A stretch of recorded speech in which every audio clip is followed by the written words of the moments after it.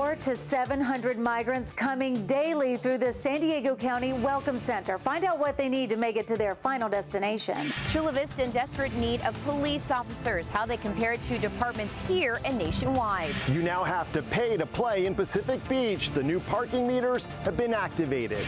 The old Fry's Electronics building near Murphy Canyon Road has been empty for years. So what's going on with the property? We're looking into it.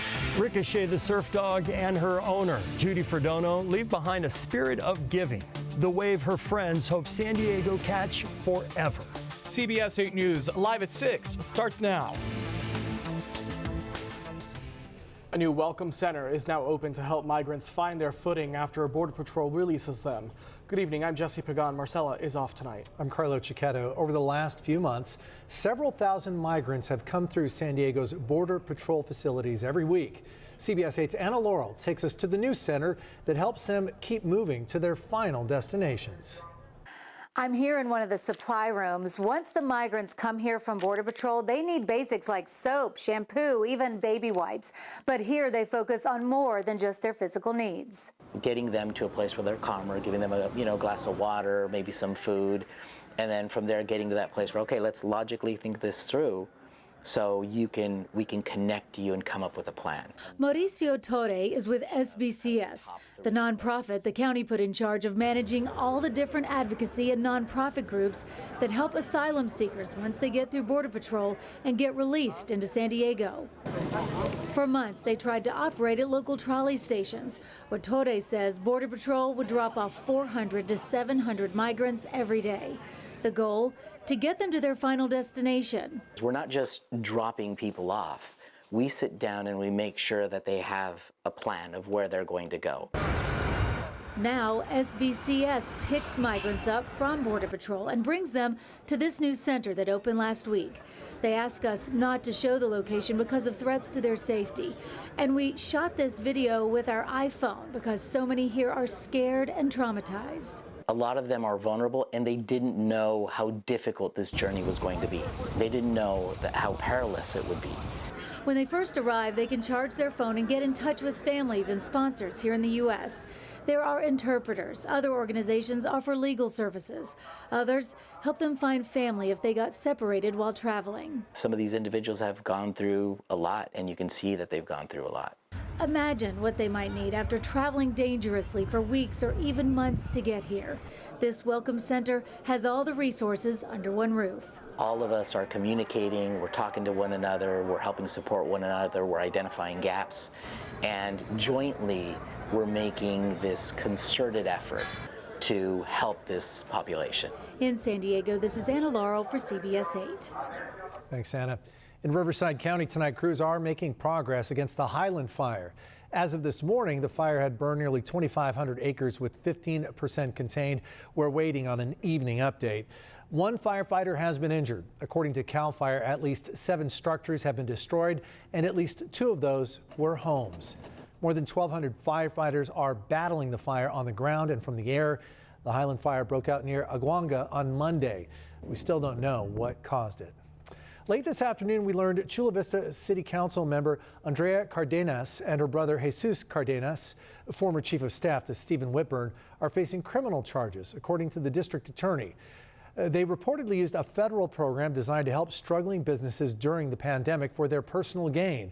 CBS 8's Richard Allen is here now with more on what they're accused of. Richard? And Carlo, that's right. Here are those criminal charges which were announced today by San Diego County District Attorney Summer Stephan. 7 counts in all, ranging from conspiracy to commit fraud to money laundering to failing to file tax returns. Now, facing these charges are Chula Vista City Council member Andrea Cardenas and her older brother Jesus Cardenas, who had previously worked as chief of staff for San Diego City Council member Stephen Whitburn.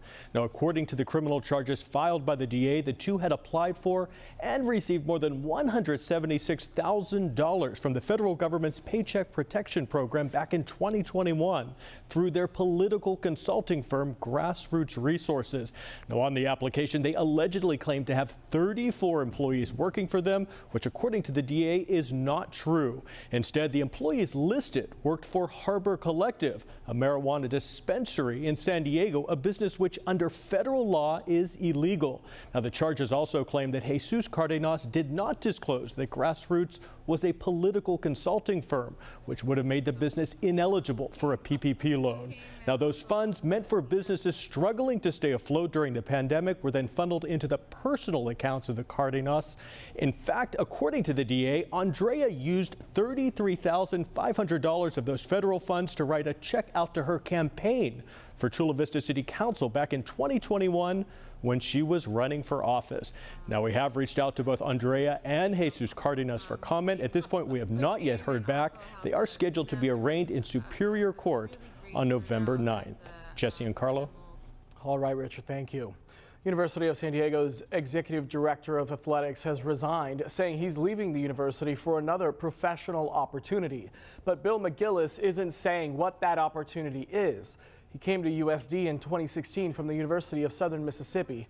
In a statement today, USD President James T. Harris III thanked McGillis for his efforts. The announcement comes a week after a former football player filed a lawsuit claiming sexual hazing in the locker room. A 28-year-old man accused of stabbing a woman to death in a hotel room and later refusing to surrender to police appeared in court for the first time today. Oweri Devon Bacon Jr. is now facing murder charges.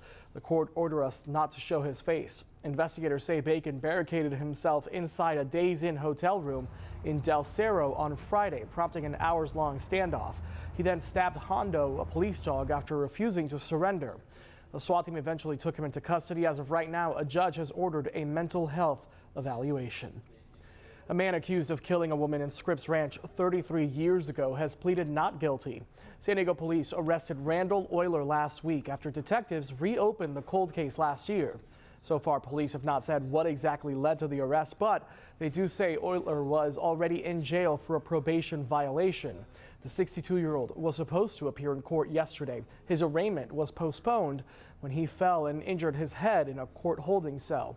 If convicted, Euler faces a 25 years to life sentence in state prison. Prosecutors say he murdered 47-year-old Margaret Jackson.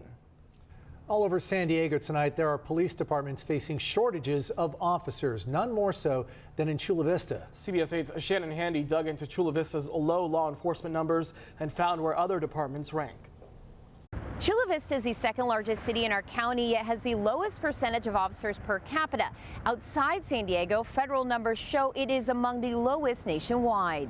This has been an ongoing issue. When it comes to public safety, Chula Vista Mayor John McCann says ensuring there are enough officers patrolling the streets is paramount. It is my #1 priority. I reached out to McCann after uncovering some startling numbers showing just how few officers Chula Vista has. According to data we collected from both the FBI and local police departments, Chula Vista has 10.3 officers per 10,000 people. The national average is closer to 24. To compare, we looked at each police department in our county dating back to 2018. Here's what we found. Coronado is at the top of the list with 20.1 officers per capita.